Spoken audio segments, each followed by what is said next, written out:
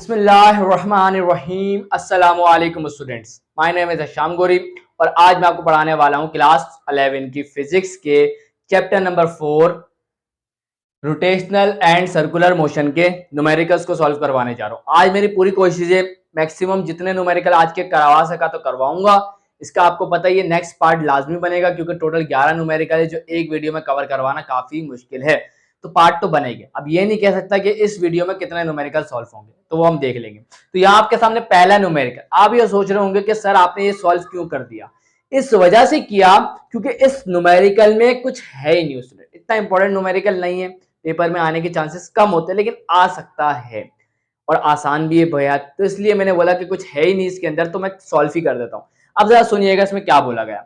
Numerical आपके सामने बोला जा रहा है एक रेंच है, रेंच के लें या स्पैनर के लें एक ही बात होती है स्टूडेंट।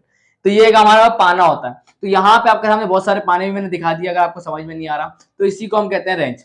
अब वो बोल रहे हैं कि एक बोल्ट नट है, सही है ना। अब पाने को इस्तेमाल क्यों करेंगे, इसलिए इस्तेमाल करेंगे क्या किसी नट को लूज करना होगा या टाइट करना होगा, तो वो कह रहे हैं कि यहाँ पे हम पाने को इस्तेमाल कर रहे हैं for loosening a bolt, bolt को लूज करने के लिए हम यहाँ पाने का इस्तेमाल कर रहे हैं।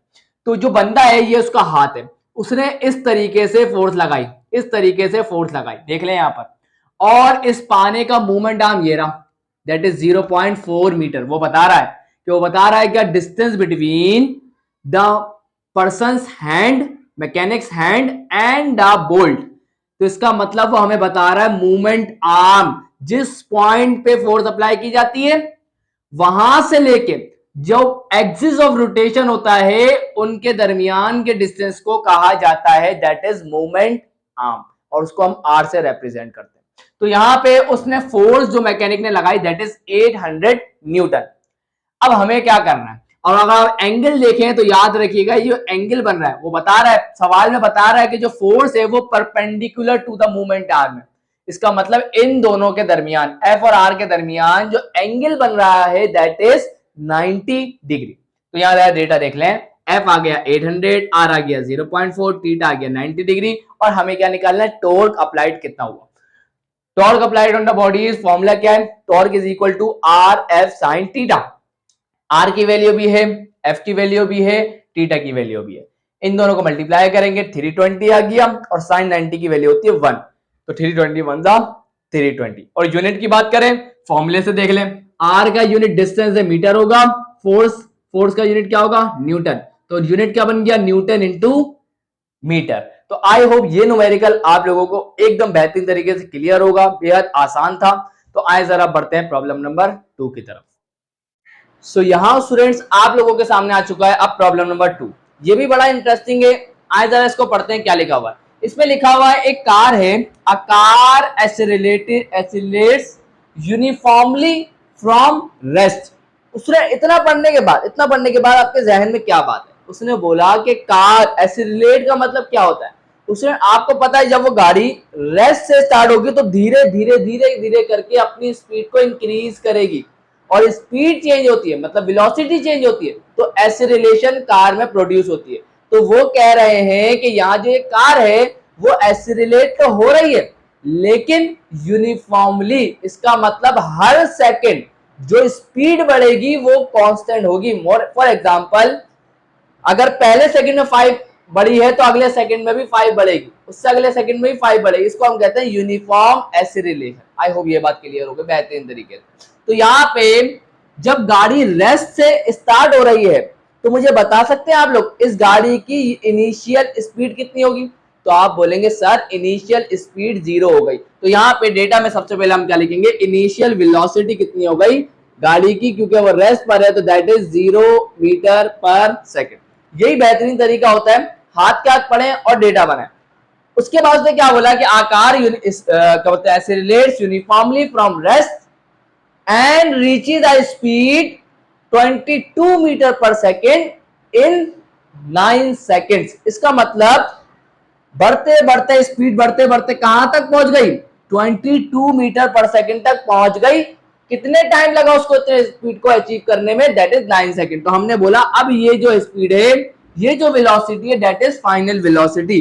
तो ये हमारे पास बन गई final velocity and that is 22 metre per second. Time कितना लगा, टाइम तो 9 सेकंड लगा, तो हमने लिख दिया टाइम लगा 9 सेकंड। आई होप इतनी बात बेहतरीन तरीके से क्लियर। उसने आगे क्या बताया, आगे बताया उसने डायामीटर ऑफ द टायर, ये जो टायर है स्टूडेंट गाड़ी का, उसका जो डायामीटर है उसने बताया दैट इज 58 सेंटीमीटर। तो हमने लिख दिया डायामीटर ऑफ द पाइप, जिसको मैंने कैपिटल डी कहा हुआ है, दैट इज 58 सेंटीमीटर। और आपको पता है ऐसा unit of length is metre. तो यहाँ पे सेंटीमीटर है तो हम क्या करेंगे, मीटर में जाने के लिए 100 से डिवाइड करेंगे। ऐसा होता है कि बहुत सारे स्टूडेंट को समझ में नहीं आता कि कब वैल्यू को डिवाइड करना होता है और कब मल्टीप्लाई। इसका आसान तरीका बताता हूँ। स्टूडेंट हमेशा यूज किया करें डायमेंशनल इक्वेशन, वो एक आसान तरीका होता है, उसमें कभी भी आपको कंफ्यूजन नहीं होगी कि कब आपको डिवाइड करना है और आपको कब मल्टीप्लाई करना है। मैं आज आपको बताता हूँ, कोई भी नहीं बताएगा, कोई भी नहीं बताएगा। तो मैं आपको बता देता हूँ उन स्टूडेंट के लिए जिनको बड़ी प्रॉब्लम है, जिनको पहले से पता है वो तो ज्यादा फोकस करेंगे नहीं, मुझे पता है, लेकिन ये मैं मेथड बता रहा हूँ कि इसी को यूज क्या करें। चले गए, डायमेंशनल इक्वेशन का मतलब होता है दो लाइनें खींचनी आपको, सही है। अब देखें सेंटीमीटर को काटना है तो सेंटीमीटर नीचे आएगा, जाना किस में, जाना मीटर में, तो मीटर ऊपर आएगा। अब देखें सेंटीमीटर सेंटीमीटर कट जाएगा। अब आपको पता है कि 1 मीटर के अंदर 100 सेंटीमीटर होते हैं। अब आप देख लें खुद ब खुद ऑटोमेटिकली 100 किस में आ गया, डिवाइड में आ गया। तो ये आपको मैंने बता दिया। अब जरा चेक कर लें, 58 को डिवाइड करेंगे 100 से तो वैल्यू आ जाएगी स्टूडेंट लगभग आपके पास 0.58 मीटर। आई होप ये बात आपको बेहतरीन तरीके से क्लियर हो गई। अब स्टूडेंट मांगा क्या है, मांगा क्या है, उसकी डिमांड ये है स्टूडेंट के बताओ number of revolution that the tyre makes. तो स्टूडेंट हमें और एक और बात इसने आगे लिखा हुआ है assuming no slipping. No slipping से मुराद ये है कि यहाँ पे हम लोग फ्रिक्शन को इग्नोर कर रहे हैं। समझ में आ रही है बात, relative motion between the surface and the tyre को हम इग्नोर कर रहे हैं स्टूडेंट। यहाँ पे हम फ्रिक्शन को नहीं, हम यहाँ पे सिर्फ अपनी ऊपर की कंडीशन पे गौर कर रहे हैं, तो इस वजह से उन्होंने मना किया। लेकिन असल जिंदगी में स्लिपिंग होती है। चले भाई, तो यहाँ पे हमारे पास उसने बताया कि टायर ने यहां से यहां पहुंचते वक्त कितने, क्योंकि टायर तो घूम रहा था, तो कितने रिवोल्यूशन कंप्लीट किए होंगे। आपको पता है एक रिवोल्यूशन कितना होता है, यहां से सपोज करें ये टायर का ए पॉइंट हमने माना, ये घूमते घूमते घूमते घूमते इसने क्या किया, वापिस उसी पॉइंट पे आ गया, तो हम कहेंगे इसने क्या किया, एक रिवोल्यूशन कंप्लीट कर लिया। और आपको तो पता है यहां से यहां पहुंचने में काफी ज्यादा रिवोल्यूशन इसने कंप्लीट किए होंगे।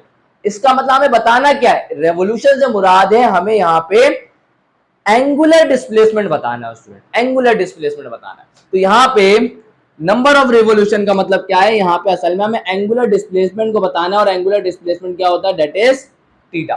चले भाई ये बात क्लियर है। और आपको पता है थीटा का यूनिट रेडियन होता है, तो रेडियन से ऐसा यूनिट, और ऐसा यूनिट हम कहेंगे, लेकिन हम रेडियन यूज करते हैं जब S is equal to R theta use करते हैं। और इसको हम कन्वर्ट कर लेंगे किसके अंदर, रेवोल्यूशन में। कैसे करेंगे वो उसकी टेंशन आप ना लें, हमें रेवोल्यूशन में ही आंसर चाहिए, रेवोल्यूशन में देंगे, टेंशन आपको नहीं लेंगे।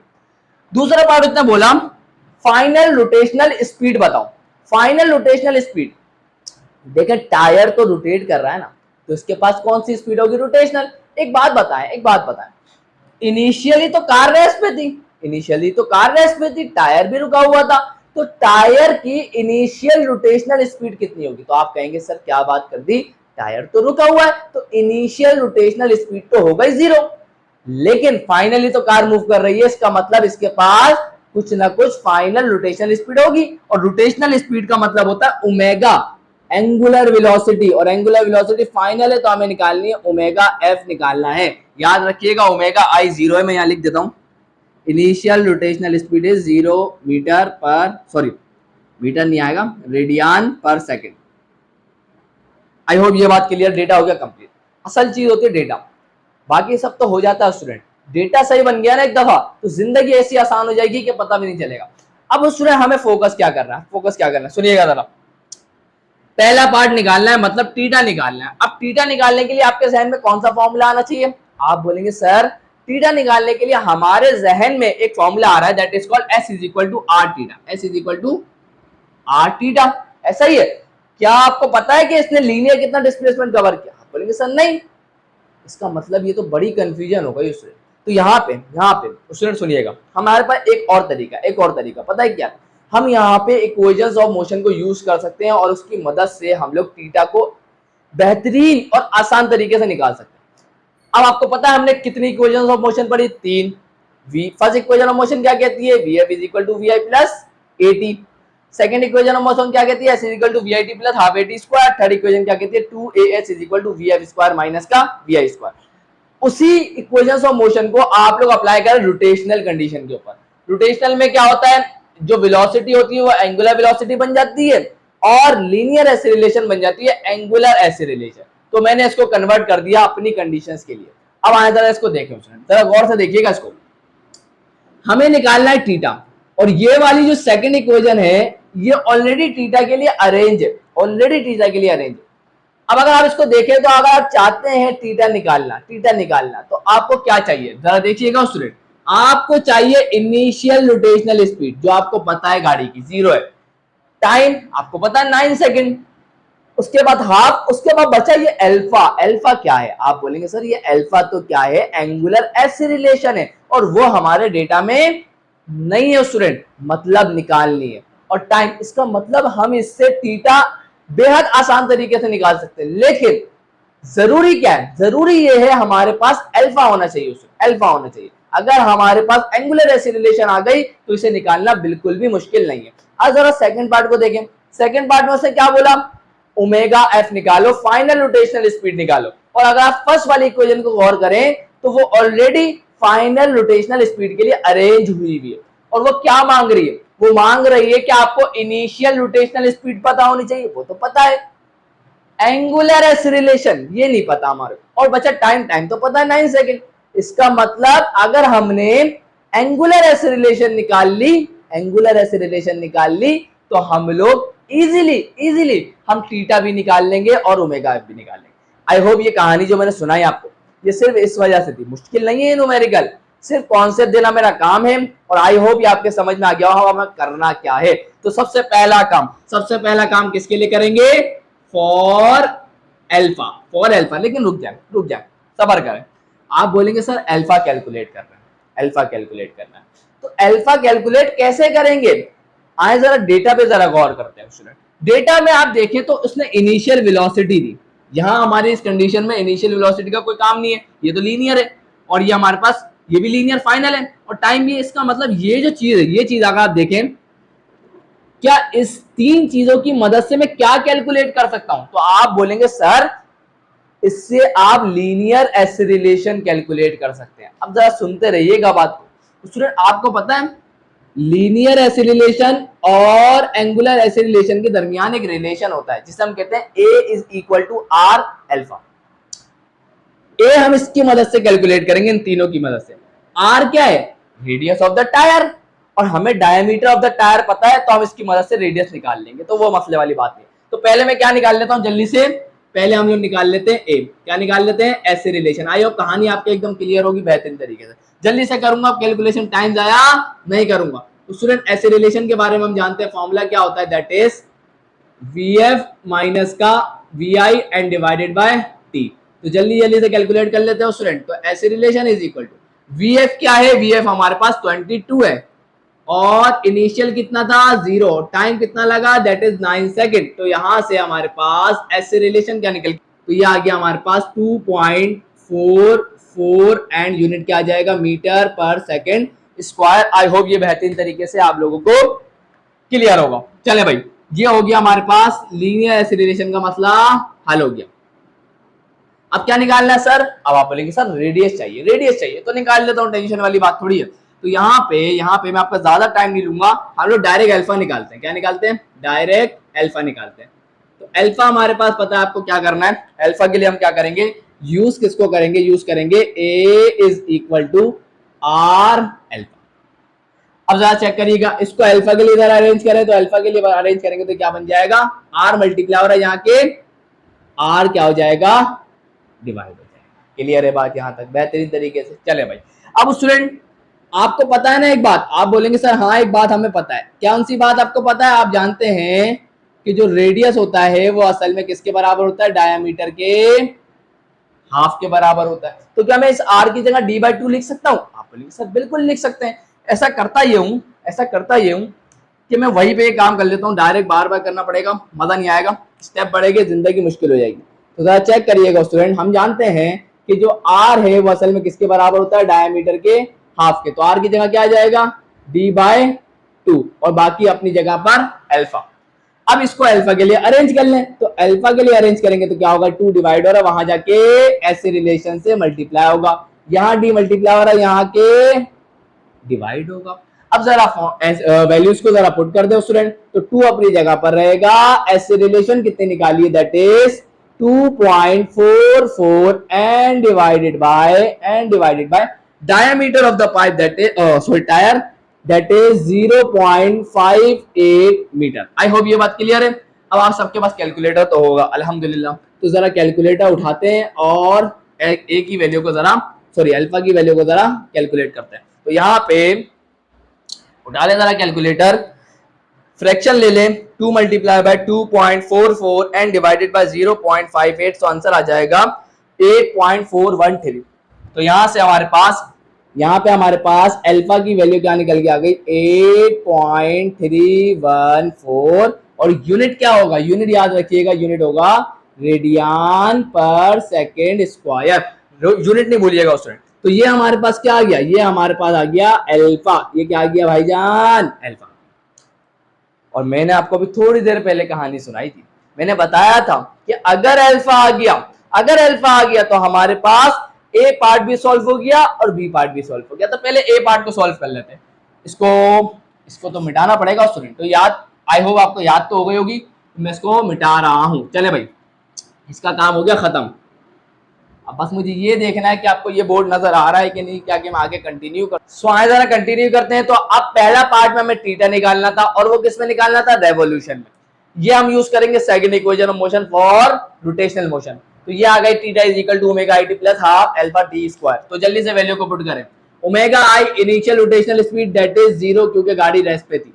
टाइम कितना लगा, टाइम लगा 9 सेकेंड, प्लस हाफ अल्फा हमने निकाला दैट इज 8.314। तो ये आ गया 8.314, और टी का स्क्वायर मतलब टाइम कितना था, 9, और 9 का स्क्वायर। आई होप बेहतरीन तरीके से ये बात आपको क्लियर। 0 9 जा 0 हो जाता है स्टूडेंट।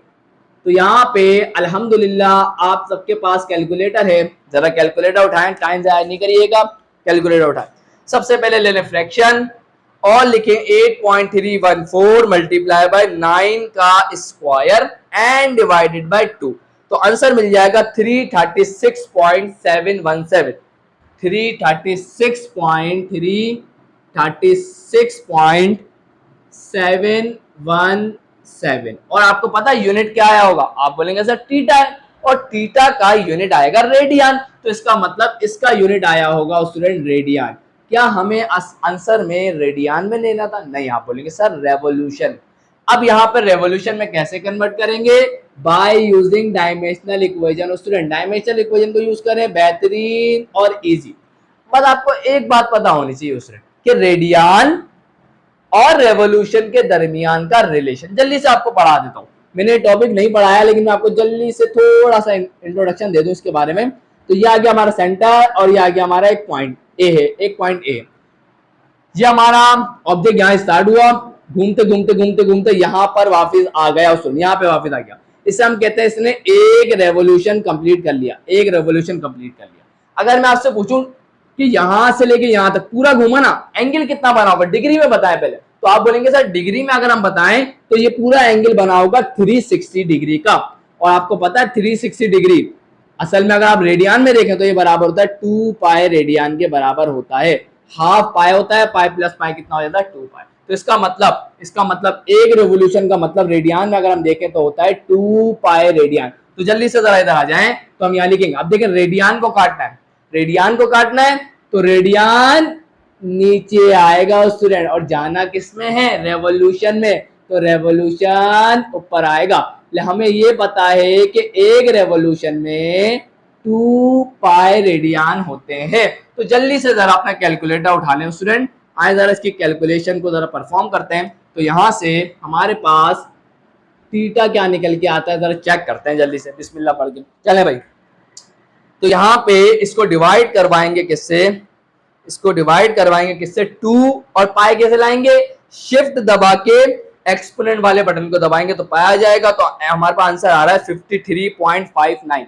तो यहाँ पे हमारे पास थीटा निकल के आ गया स्टूडेंट 53.59 एंड यूनिट क्या आएगा, रेवोल्यूशन। आई होप बेहतरीन तरीके से आप लोगों को ये क्लियर हो चुका है। हमने पहले पार्ट को स्टूडेंट सक्सेसफुली कर लिया।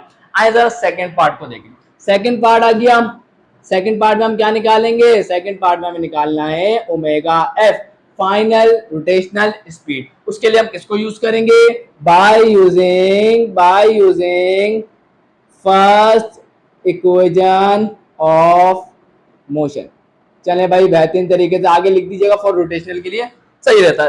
अभी मेरे पास टाइम नहीं है तो जल्दी हम कर लेते हैं। तो omega F is equal to omega I plus का अल्फा टी। चले ओमेगा एफ निकालना है तो यहां से omega F is equal to omega I कितना है, initial rotational speed that is 0, alpha that is 8.314 and multiply by time कितना लगा, दैट इज 9 सेकंड। तो यहां से हमारे पास ओमेगा एफ क्या हो जाएगा, कैलकुलेट, जरा कैलकुलेटर उठाएं बिस्मिल्लाह पढ़ के, 8.314 मल्टीप्लाई बाय 9 तो आंसर आ जाएगा 74.826। तो ये आ जाएगा 826। तो यहाँ पे 826 और यूनिट क्या होगा, यूनिट होगा रेडियन पर सेकंड। चले भाई अब मुझे बताएं क्या उसने ये बोला था, नहीं स्टूडेंट, उसने फाइनल रोटेशनल स्पीड किस में मांगी, रेवोल्यूशन में। तो ये तो रेडियन में आ रही है, मतलब रेवोल्यूशन पर सेकंड में, तो ये तो रेडियन में आ रही है। और आपकी बुक में एक गलती भी है, मैं भी बता देता हूँ। चले भाई तो यहाँ पे हम यूज करेंगे किसको, डायमेंशनल इक्वेशन वाले मेथड को, जो मैंने आपको अभी बताया था। तो यहाँ पे आप लाइन खींचेंगे बिस्मिल्लाह पढ़ के, आगे जरा चेक करिएगा स्टूडेंट क्या होगा। स्टूडेंट आपको पता है रेडियन काट के हमें क्या लाना है, रेवोल्यूशन। वही वाली बात, रेडियन काटना है तो रेडियन कहां पर आएगा, बेचारा नीचे आएगा, और जाना किस में है, रेवोल्यूशन में जाना है। हमें पता है एक रेवोल्यूशन में कितने रेडियन होते हैं, एक रेवोल्यूशन में दैट इज 2 पाई रेडियन। इस वैल्यू को 2 पाई से डिवाइड कर दे तो आंसर आएगा रेवोल्यूशन पर सेकंड के अंदर। तो यहाँ पे हम इसी वैल्यू को डिवाइड करेंगे, 2 और पाई कैसे आएगा, शिफ्ट और एक्सपोनेंट वाला बटन दबा देंगे तो आपको मिलेगी वैल्यू 11.9, लगभग 12 है, लेकिन यहाँ पे हमारी अच्छी आ रही है 11.9। बुक में 12 है, हम क्या कर सकते हैं, हम कुछ नहीं कर सकते। तो यहाँ से हमारे पास ओमेगा एफ आ रहा है 11.9 और यह आएगा रेवोल्यूशन पर सेकेंड। उसने आपकी बुक में उसने रेडियन लिख दिया है गलती से, तो वो सही कर लीजिएगा, ये रेवोल्यूशन आएगा। तो यहाँ जाके स्टूडेंट हम लोगों ने प्रॉब्लम नंबर 2, बड़ी इंपॉर्टेंट प्रॉब्लम है, छोड़िएगा नहीं, इंपॉर्टेंट प्रॉब्लम है स्टूडेंट, ये इसको लाजमी कर लीजिएगा, अच्छी प्रॉब्लम है ये, प्रैक्टिस लाजमी करें। तो यहाँ जाके स्टूडेंट ये आसान सी प्रॉब्लम, आपको लगी होगी सर ये तो आपने इतनी लंबी वीडियो कर दी, पूरे 20 मिनट या 25 मिनट ले लिए और आप बोल रहे हैं कि ये प्रॉब्लम आसान है। स्टूडेंट मुझे टाइम क्यों लग रहा है ये आप बेहतरीन तरीके से जानते हैं, क्योंकि मैंने आपको सोचने का तरीका बताया। आपको पेपर में इतना टाइम नहीं लगेगा क्योंकि आप लोगों ने प्रैक्टिस की हुई होगी, और जब प्रैक्टिस की हुई होगी तो ऑटोमेटिकली दिमाग में आपको याद रहेगा क्या क्या करना है, सही है ना। तो यह भी आपको क्लियर हो गया एक चीज। तो आगे बढ़ते हैं प्रॉब्लम नंबर 3 की तरफ। सो यहाँ स्टूडेंट आपके सामने आ चुकी है प्रॉब्लम नंबर 3। ये भी बेहद आसान है, जल्दी से इसको रीड करते हैं। इसमें लिखा हुआ है एक ऑर्डिनरी ग्राइंड स्टून है जिसका रेडियस है स्टूडेंट 7.5 सेंटीमीटर, और सेंटीमीटर है तो हमें मीटर में करने के लिए डिवाइड बाय 100 करना होगा। तो कर लिया था हमारे पास रेडियस ऑफ द ग्राइंड स्टून, तो आ गया भाई बेहतरीन तरीके से। उसके बाद उसने बताया कि वो, अब आपको पता है ग्राइंड स्टून घूमेगी, तो वो जो घूम रही है उसकी जो रोटेशनल स्पीड है, यूनिट देख के पता चल गया, यूनिट लिखा हुआ था रेवोल्यूशन पर मिनट, और revolution per minute is the unit of rotational speed. तो यहाँ पे उसने हमें उसकी रोटेशनल स्पीड दी है that is 6500 revolution per minute. मांग क्या रहा है, मांग रहा है centripetal acceleration in metre per second square and convert into multiple of g. समझ में आई, पहले तो acceleration metre per second square में कैलकुलेट करो, और जब वो आ जाए उससे मल्टीपल ऑफ जी में कन्वर्ट करो। आई होप ये बात क्लियर, नहीं क्लियर है कोई मसले वाली बात नहीं है, करवाऊंगा अभी, आगे जरा चेक करो स्टूडेंट। उसके बाद उसने बोला सेकंड पार्ट में लीनियर स्पीड को कैलकुलेट करो, और आपको पता है लीनियर स्पीड को हम कहते हैं v, इस कंडीशन में हम कहते हैं v, ना ये फाइनल ना ये इनिशियल, सिर्फ लीनियर स्पीड हमें v कैलकुलेट करना है। कैसे करना है सब देखेंगे उस स्टूडेंट।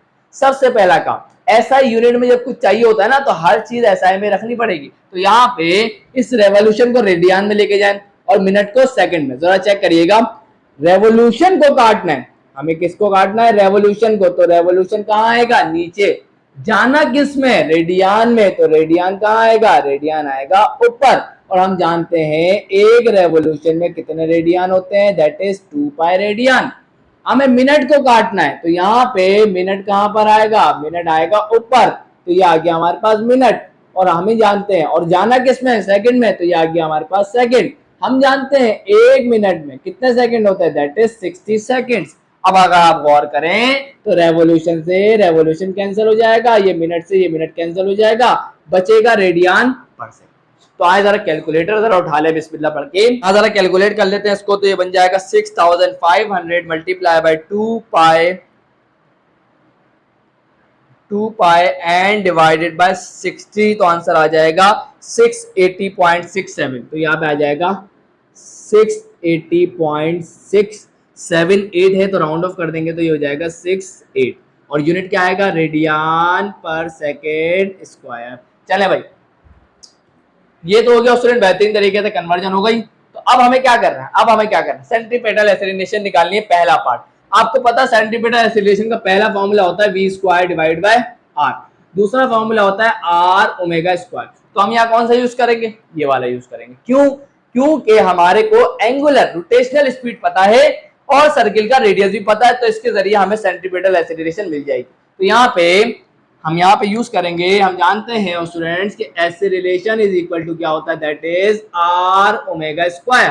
तो r किसके बराबर है, that is 0.075 and rotational speed किसके बराबर, सॉरी रोटेशनल स्पीड किसके बराबर है, उससे यहाँ पे स्पीड है ना तो रेडियन पर सेकंड आएगा।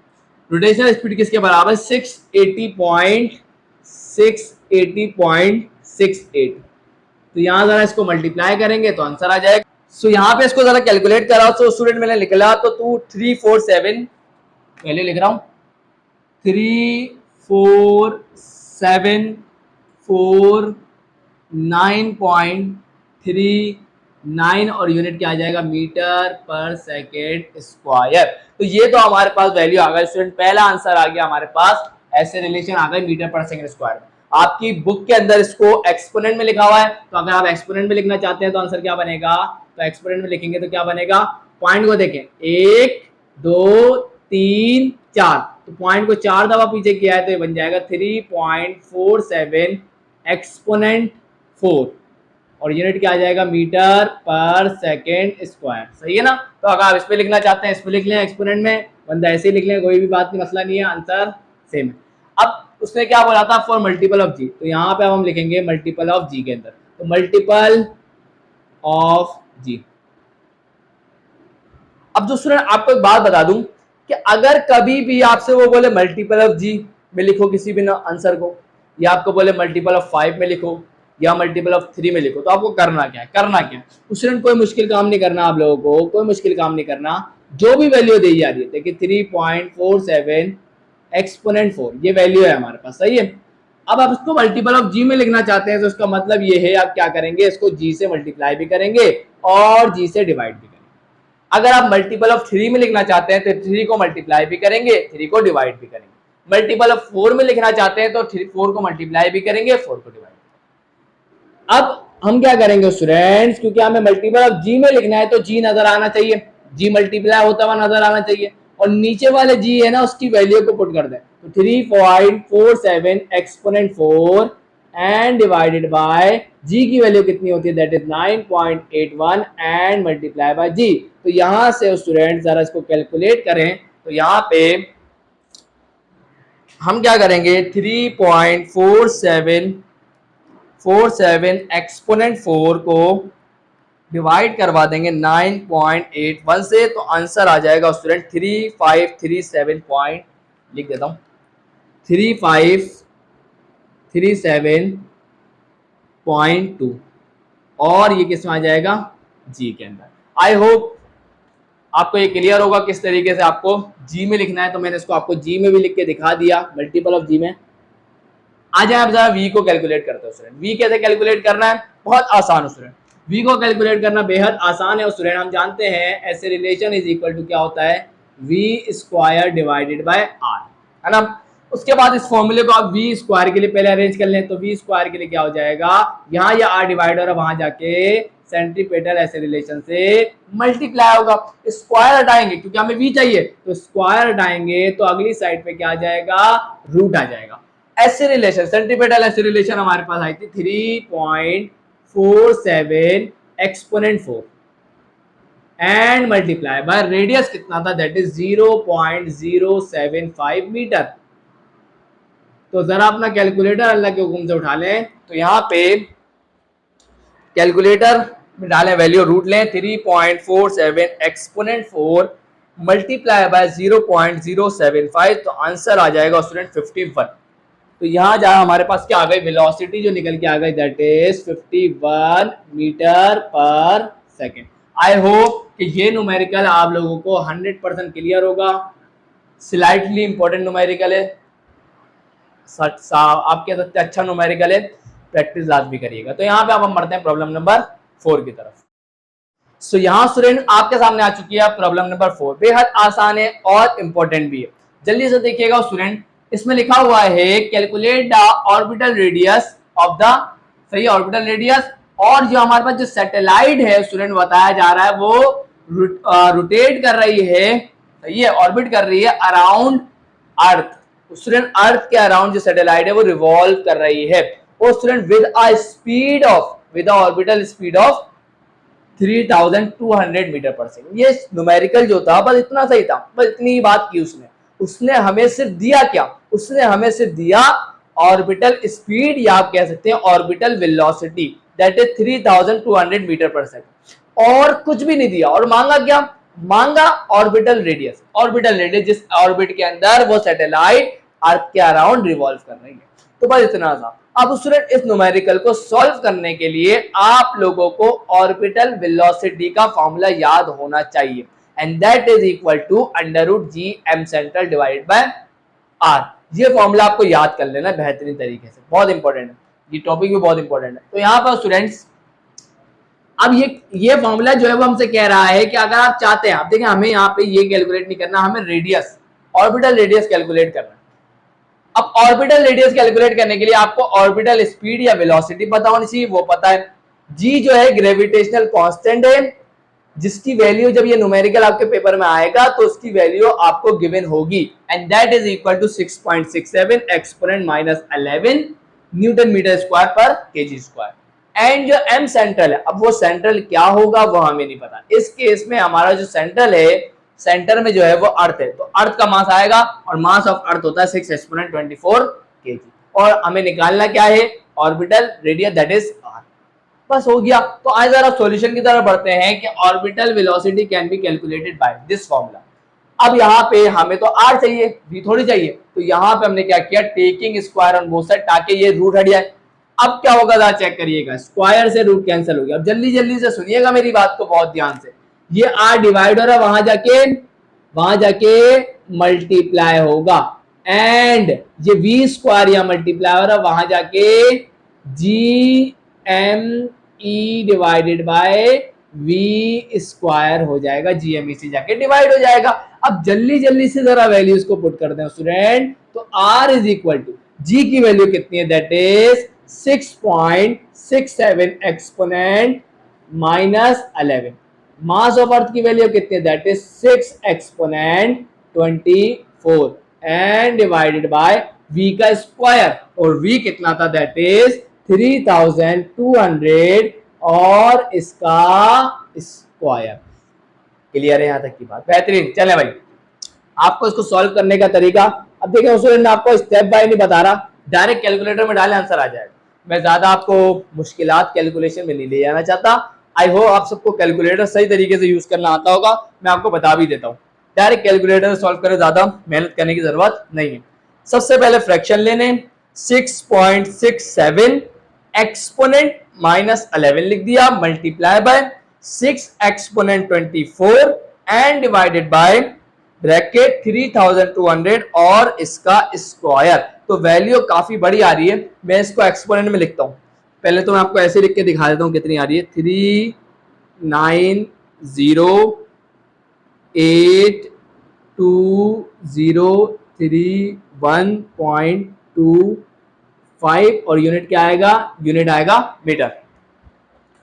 अब आपकी बुक में लाजिम है कि जब इतनी सारी बड़ी वैल्यू आती है तो उसको एक्सपोनेंट में ही लिखा करें। तो यहाँ पे पॉइंट को देखें, 1 2 3 4 5 6 7, तो 7 दफा जरा पॉइंट को पीछे करेंगे तो ये हो जाएगा 3.9 एक्सपोनेंट एक्सपोनेंट 7 एंड यूनिट क्या आएगा, and that will be metre. Clear है? तो ये यहाँ हमेशा याद रखिएगा, पॉइंट को आपको कहाँ लाके रोकना है, फर्स्ट नॉन जीरो डिजिट के बाद ही लाना है। यही हमारा रूल है किसका, एक्सपोनेंट का। तो आई होप ये बात क्लियर है और यहाँ जाके ये आसान सा न्यूमेरिकल एकदम आप लोगों को क्लियर होगा। तो आए जरा बढ़ते हैं न्यूमेरिकल नंबर 5 की तरफ। सो यहाँ पर स्टूडेंट आपके सामने आ चुकी है प्रॉब्लम नंबर 5। ये भी आसान है, आए जरा इसको पढ़ के देखते हैं। इसमें कोई ज्यादा बातें नहीं लिखी हुई। वो बोल रहे हैं एक सैटेलाइट है जिसकी ख्वाहिश है, विश कर रही है कि वो अर्थ की सरफेस से 100 किलोमीटर पर ऑर्बिट बनाए। स्टूडेंट उसकी ख्वाहिश है, ये सही है ना। तो अर्थ की सरफेस से आपको डिस्टेंस दिया हुआ है 100 किलोमीटर दूर, वो ऑर्बिट करना चाहती है, बस यही बताया गया। अब उसके बाद उसने कहा कैलकुलेट करो ऑर्बिटल स्पीड। सिंपल स्पीड कहा हुआ है, इसका मतलब ऑर्बिटल स्पीड। उसके बाद उसने बोला एसेलेरेशन। आपको पता है ऑब्जेक्ट सर्कुलर पाथ में मूव कर रहा है, तो उसके बाद कौन सी एसेलेरेशन होगी, तो आप बोलेंगे सर सेंट्रीपेटल एसेलेरेशन। तो हमें कैलकुलेट करनी है सेंट्रीपेटल एसेलेरेशन। और तीसरा उसने बताया ऑर्बिटल पीरियड। इसका मतलब वो ऑर्बिट करने में कितना टाइम लगा रहा है, उसको एक ऑर्बिट करने में कितना टाइम लगेगा, that is called orbital period. I hope यहां तक की बात आपको क्लियर है बेहतरीन तरीके से। अब स्टूडेंट आपको तो पता है सबसे पहले हमें क्या कैलकुलेट करना है, ऑर्बिटल स्पीड। और ऑर्बिटल स्पीड का फॉर्मूला अभी थोड़ी देर पहले हमने पढ़ा था, and that is v is equal to √gm divided by r। याद होगा वही वाली बात है, ग्रेविटेशनल कांस्टेंट आपको पेपर में वैल्यू गिवन होगी, मास ऑफ अर्थ की वैल्यू भी गिवन होगी, रेडियस ऑफ अर्थ की वैल्यू भी गिवन होगी। अब आया जरा मसला क्या, मसला ये है हम v को कैलकुलेट करना चाहते हैं। हम कैलकुलेट करने गए, हमने देखा g भी है, m भी है, सेंटर वाले ऑब्जेक्ट का मास भी है, और हमारे पास ऑर्बिटल रेडियस है। आप बोलेंगे सर ये हाइट dv तो है, ये जो 100 किलोमीटर अर्थ की सरफेस से, क्या ये ऑर्बिटल रेडियस नहीं है? नहीं स्टूडेंट, ऑर्बिटल रेडियस की डेफिनेशन क्या कहती है कि जो हमारा सेंट्रल ऑब्जेक्ट जिसके अबाउट जो सैटेलाइट रोटेट कर रही है, आपको याद रखना हैवी जो ऑब्जेक्ट होता है ना, उसके सेंटर से फासला लेना होता है। तो सेंटर से लेके उस पाथ तक का जो फासला होगा उसे हम कहते हैं ऑर्बिटल रेडियस। अब यहां उसने सवाल में जाहिर करके बताया कि ये जो है डिस्टेंस है वो अर्थ की सरफेस से 100 किलोमीटर ऊपर रोटेट करना चाहती है, मतलब रिवॉल्व करना चाहती है। क्लियर है?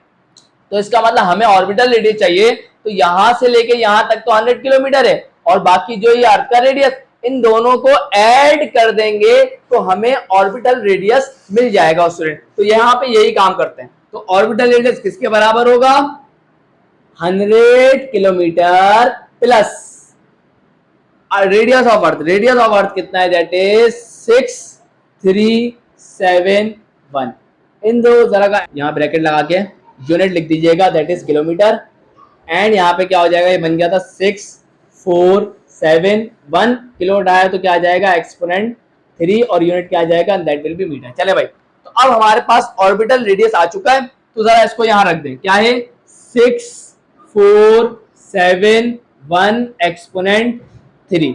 तो आई होप क्लियर है। अब जरा बिस्मिल्लाह पढ़ के अपना कैलकुलेटर उठाओ स्टूडेंट, जरा इस वैल्यू को कैलकुलेट करते हैं। तो यहाँ पर हमारे पास अंडर रूट फ्रैक्शन ले लें 6.67 exponent -11 multiply by 6 exponent 24 and divided bye 6471 exponent 3। तो यहां जाके उसमें हमें वैल्यू निकल के आई 7864.169 और यूनिट क्या आ जाएगा, that will be metre per second. I hope ये बात आपको एकदम बेहतरीन तरीके से क्लियर हो गई। ये हमारे पास निकल के आ गया स्टूडेंट क्या, ऑर्बिटल स्पीड। पहला पार्ट सक्सेसफुली कंप्लीट हो गया। अब आया दूसरा पार्ट, वो भी मुश्किल नहीं है, बेहतरीन और आसान है। क्या कैलकुलेट करना था, सेंट्रीपेटल एक्सीलरेशन। तो क्या लिखेंगे हम, centripetal acceleration is given by, formula कौन सा यूज करेंगे, आप बोलेंगे सर आपको लीनियर वेलोसिटी पता है, इसका मतलब हम यहाँ यूज करेंगे acceleration is equal to v square divided by r। कौन सा आएगा, ऑर्बिटल रेडियस। तो यहाँ पे हमारे पास क्या आ जाएगा, कैपिटल R। आई होप ये बात क्लियर। तो यहाँ से जरा v, अच्छा हमें क्या सेंटीमीटर एक्सीलरेशन कैलकुलेट करनी है ना, v कितना है हमारे पास, दैट इज 7864.169 और इसका स्क्वायर, एंड ऑर्बिटल रेडियस कितना है 6471 एंड एक्सपोनेंट 3। आई होप ये बात क्लियर। जरा कैलकुलेटर उठाएं बिस्मिल्लाह पढ़ के। तो यहाँ पे हमारे पास फ्रैक्शन ले लें 7864.169 और इसका क्या आ जाएगा, ब्रैकेट लगा लीजिएगा दोनों साइड पर और उसके बाद लगा दीजिए इसके ऊपर square and divided bye 6471 exponent 3। तो वैल्यू निकल के आया स्टूडेंट 9.55। सेंट्रीपेटल एक्सीलरेशन कितनी निकल के आ गई, दैट इज 9.557 एंड यूनिट क्या आ जाएगा, that will be metre per second square. चले भाई स्टूडेंट, अब यहाँ पे हम लोग कैलकुलेट करेंगे स्टूडेंट ऑर्बिटल पीरियड। अब स्टूडेंट आपको पता है यहाँ पे आपकी बुक के अंदर जो ये आंसर है ये एक्सपोनेंट में गिवन है, तो इससे टेंशन नहीं लीजिएगा। पॉइंट को 3 दफा पीछे करेंगे तो बन जाएगा 7.86 एक्सपोनेंट 3। आपकी मर्जी है, एक्सपोनेंट में लिखना चाहते हैं लिख लें, कोई जरूरी नहीं होता, आप बुक में दिया हुआ है तो जरूरी नहीं आप भी लिखें, सही है ना। चले भाई, तो यहाँ पे हमारे पास ऑर्बिटल पीरियड कैसे कैलकुलेट करें, याद है स्टूडेंट सेंट्रीपेटल एक्सीलरेशन की जब आप लोगों ने डेरिवेशन की होगी उसमें आपने टाइम पीरियड का फॉर्मूला निकाला था सेंट्रीपेटल एक्सीलरेशन। वो क्या था जरा चेक करिएगा, कैसे निकाला था जल्दी से बता दूं। तो एक्सीलरेशन इज इक्वल टू आपने पढ़ा था r ओमेगा स्क्वायर, है ना। तो आपने क्या किया, आप जानते हैं for one complete revolution omega बराबर होता है 2 पाई डिवाइडेड बाय t के, और इसका क्या आ गया स्क्वायर। तो अब अगर आप यहाँ देखें तो t का स्क्वायर उधर चले जाएगा और ये बन जाएगा r और 2 का स्क्वायर कितना हो गया 4, पाई के ऊपर भी क्या आ जाएगा square and divided bye ac। ये फॉर्मूला मैं यहाँ यूज करने जा रहा हूँ स्टूडेंट, तो देखिएगा स्टूडेंट जरा। तो ये क्या हो जाएगा, t का स्क्वायर इज इक्वल टू, ये क्या हो जाएगा, स्मॉल r किससे चेंज हो जाएगा, कैपिटल R ऑर्बिटल रेडियस से, और ये आ गया 4 को पहले लिख दें और ये आ जाएगा pi square and divided bye ac।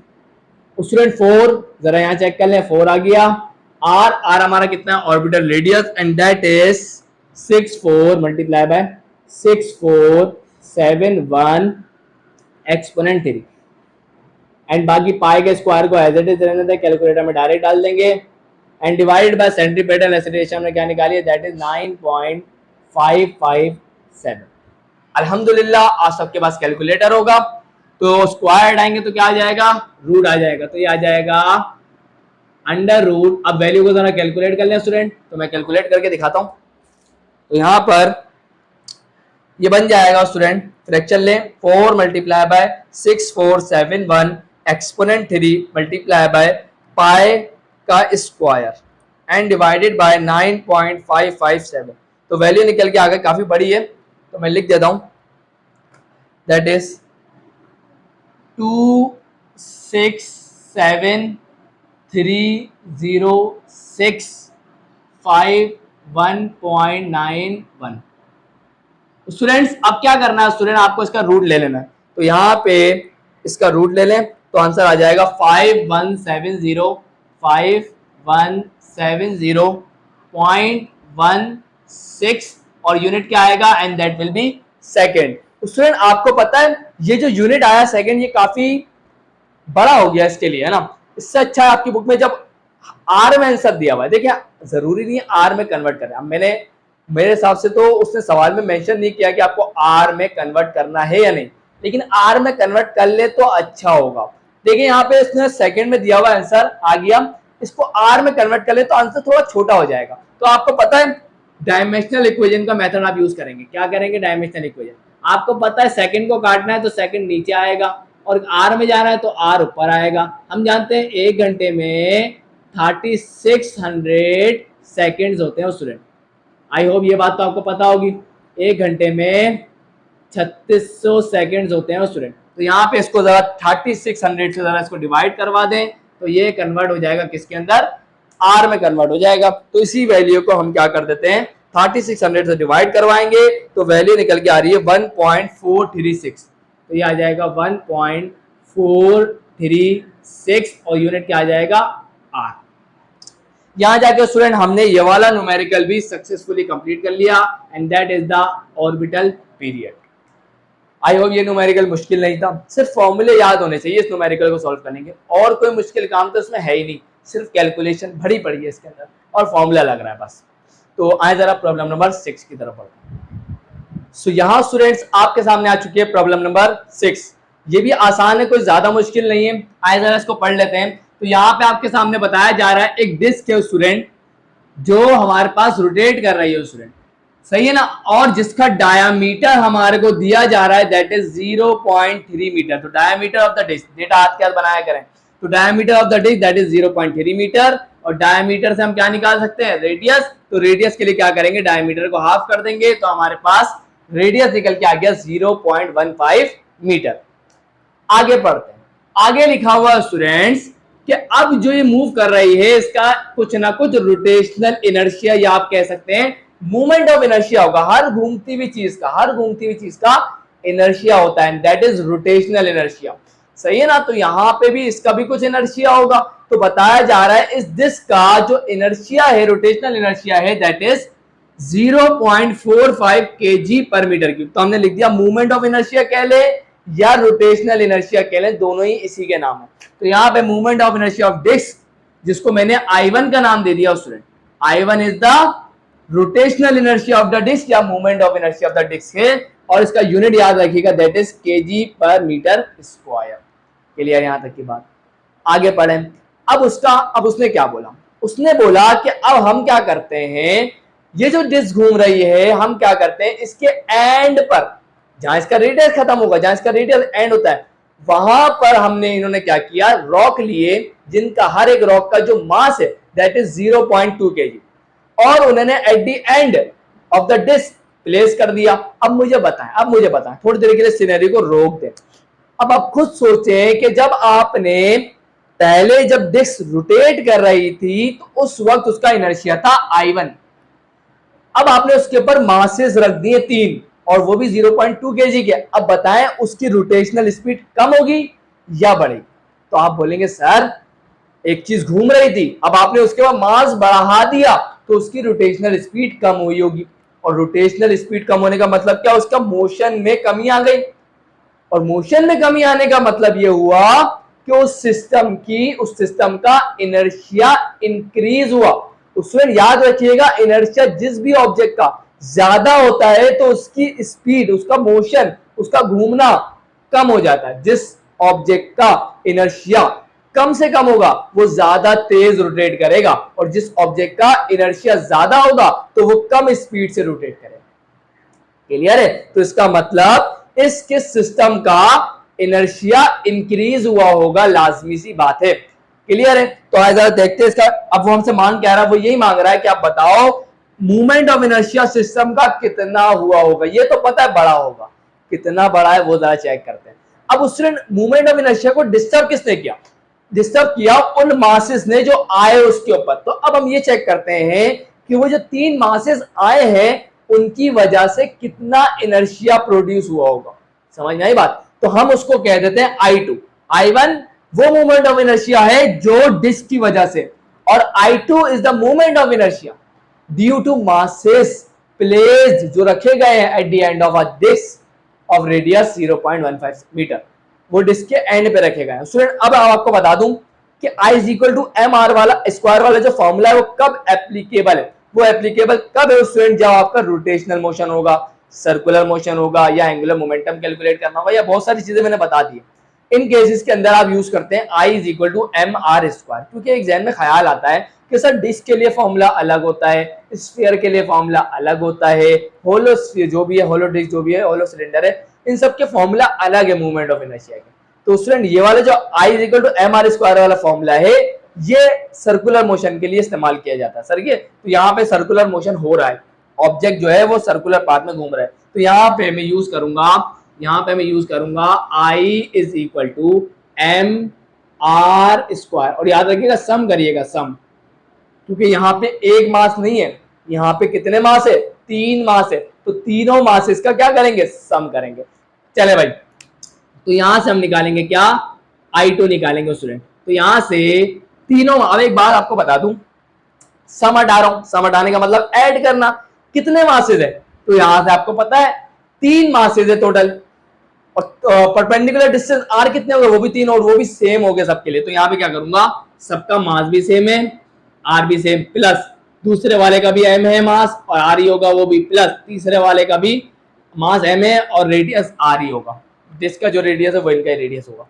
Clear है, ये रेडियस तो नहीं होता, ये परपेंडिकुलर डिस्टेंस होता है। क्या होता है, और अगर आप देखें ये आपका सर्कल है, ये आपका ऑब्जेक्ट है, अब आप इस ऑब्जेक्ट का सेंटर देखें तो सेंटर से अगर आप इसकी लाइन बनाएंगे तो ये परपेंडिकुलर डिस्टेंस ही बनता है इसका, तो जिस वजह से हर केस में जो परपेंडिकुलर डिस्टेंस है सारे मासेस का वो सेम ही आ रही है। क्लियर है, ये कंफ्यूज नहीं हो जाएगा सर आप रेडियस कह रहे हैं, ये होता है perpendicular distance from the axis of rotation. चले भाई, mr कितने हो गए, 3 mr हो गए, और सॉरी स्क्वायर भी तो आएगा, mr², तो ये बन जाएगा 3mr²। तो यहां से 3 अपनी जगह पर, मास ऑफ रॉक कितना है, that is 0.2 kg, and perpendicular distance मतलब r रेडियस दैट इज 0.15, और इसका स्क्वायर। तो जरा इसको कैलकुलेट करिए, तो आपको पास जरा कैलकुलेट करते हैं, तो 3 × 0.2 × 0.15 का स्क्वायर, तो आंसर आएगा 0.0135, और यूनिट क्या आ जाएगा, kg/मीटर², और ये क्या निकल के आ गया, and that is I2। I hope ये बात आपको एकदम बेहतरीन तरीके से क्लियर होगी। अब हमें निकालना क्या था, हमें निकालना था movement of inertia of the system. तो यहां से movement of inertia of the system is, total लिख लीजिएगा, total movement of inertia of the system is क्या होगा। तो भाई देखो student, total movement of inertia को हमने कहा I, क्या कहा I, और I क्या होगा, डिस्क की वजह से जो इनर्शिया और जो मासेस की वजह से जो इनर्शिया, इन दोनों का सम कर दें तो total movement of inertia of the system आ जाएगा। तो यहां से I1 प्लस के I2 के बराबर आएगा। तो यहां से I1 कितना था, दैट इज 0.45, एंड I2 कितना है, दैट इज 0.0135। तो यहां से हमारे पास 0.0135 प्लस का 0.45, तो आंसर आ जाएगा 0.4635, और यूनिट क्या आएगा, दैट विल बी kg/मीटर²।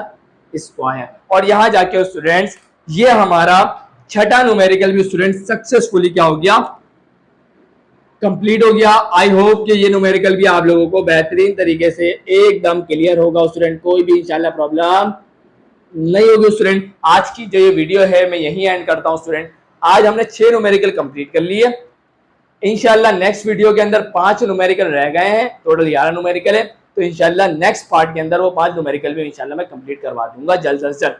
तो आज की ये वीडियो यहीं एंड करता हूँ। वीडियो अच्छी लगी लाइक जरूर करिएगा, चैनल को सब्सक्राइब करके बेल आइकन प्रेस करके ऑल पे जरूर क्लिक करिएगा, और वीडियो को ज्यादा से ज्यादा शेयर किया करें। तो मिलता हूँ नेक्स्ट वीडियो में, तब तक के लिए अल्लाह हाफिज।